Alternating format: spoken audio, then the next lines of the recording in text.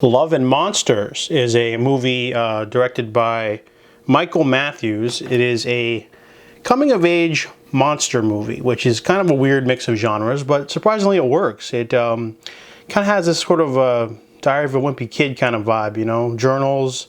Our main character is Joel. He is living with a colony 7 years after the monsters have taken over the earth. In the opening, he explains how the monsters came to be.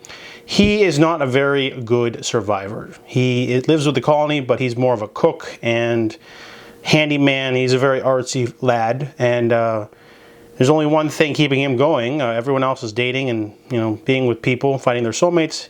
His is Amy, his girlfriend 7 years earlier. She is in another colony 85 miles away.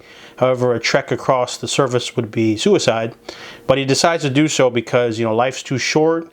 He loves her, and he's going to make this grand sweeping gesture.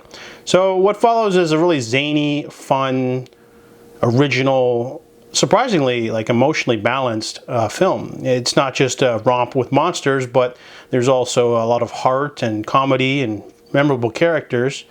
It really took me by surprise. I wasn't expecting much because I just heard good things, and the movie is definitely safe for the whole family as well, and has a really good villain.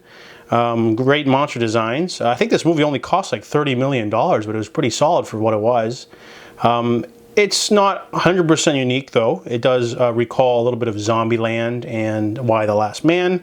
However, it manages to become fresh on its own with a really solid performance from Dylan O'Brien and a side cast of other characters.